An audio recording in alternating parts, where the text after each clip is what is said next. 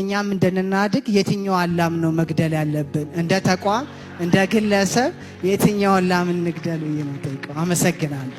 የኔ ጥያቄ ከአንድ ጨዋታ ነው የሚጀምረውና አንድ አጎቴ ነገረኝ ታሪክ ነው። አንድ ሰውዬ ከአንድ ሀገር ወደ አንድ ሀገር መጓዝ ይፈልግና ይመሽበታል። ሲመሽበት አንድ ባለ ሀብት ቤት ይሄድና ማደሪያ ይጠይቃቸዋል።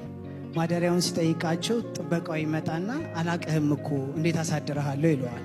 ሰውየውም በቃ ይመሽበትና ተናዶ ወደ ሀገሩ መግባት ስላለበት ያው መንገዱን ይቀጥላል። ከዛ እስቲ ደግሞ ትንሽ ሻል ያለ ቤት ያይና እስቲ ልጠይቃቸው፣ ያው እዚህ መንገድ ላይ ማደር አልችልም፣ ስለዛ ወደዛኛው ሀገር የሚያሻግረኝን እንዴ አድሬ የሚሄድበትን ብሎ አንድ ባለሀብት ቤት ከነገና ሲጠይቃቸው ውይ አናቀህም እኮ አንተ ምንድነው ምናሳይደራለሁ ምንም ነገር አይታወቅም ይሉታል።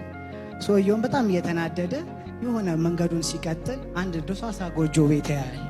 እዛ ጎጆ ቤት እስቲ እነዚህ ስለራሳቸውም እንኳን የሚያድሩበት የላቸውም፣ እኔን እንኳን አያሳድሩኝም፣ ግን ለማንኛውም መንገድ ላይ ከማደር ልጠይቃቸው ይላቸዋል። ከዛ ሄዶ ሲያንኳኳ የቤቱ ባለቤት ይከፍታል በሩን። ከዛ እኔ እንደዚህ ከአንድ ሀገር ወደ ሀገሬ እየሄድኩ ነበርና ማደሪያ አጣሁኝ አሳድሩኝ ይላቸዋል። ሰውየውም እሺ ማደሪያ ያለውም ያኔም እንደምታየው ትንሽ ደሳሳ ጎጆና አንድ ላም ነው ያለን፣ ማደሪያውን እንሰጣለን ብሎ አንድ ላምም ስላለን ከሷ ላይ ያለችን ወተት እንሰጣለን ይሉታል።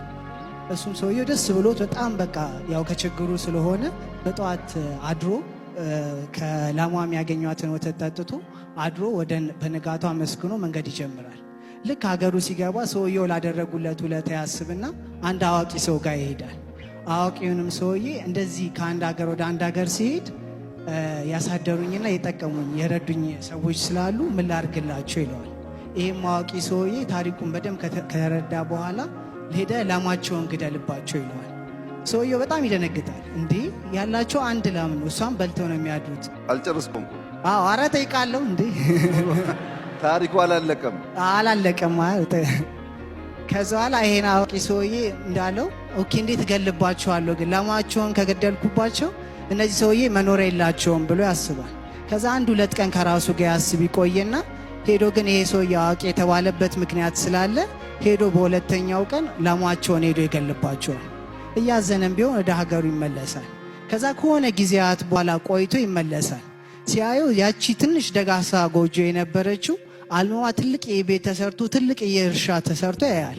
ሰውየው በጣም ይገረምና በሄዶ ባለቤቱን አንኳኩቶ አንድ ከ2 ዓመት በፊት መጥቼ ነበር እዚህ ቤትና ደሳሳሳ ጎጆ ነበረች ብሎ ይጠይቃቸዋል የቤቱን ባለቤት አዎ ልክ አንተ እንደሄድ ከ2 ቀን በኋላ ላማችን ትሞትብናለች። እሷ ላማችን ስትሞትበት እኔም ወደ ስራ መሄድ ጀምራሉ፣ ያሉኝም ልጆች ሄዶ ከተማ መሸጥ ጀምራሉ፣ እናትየውም በለቅሞ መስራት ትጀምራለች እና ያቺ ላም በመሞቷ ምክንያት ብዙ ነገር አብበን አድገናል ይለዋል። እናም የእርሱ እይታ እኛም እንደናድግ የትኛውን ላም ነው መግደል ያለብን? እንደ ተቋም እንደ ግለሰብ የትኛውን ላም እንግደል ብዬ ነው ጠይቀው። አመሰግናለሁ።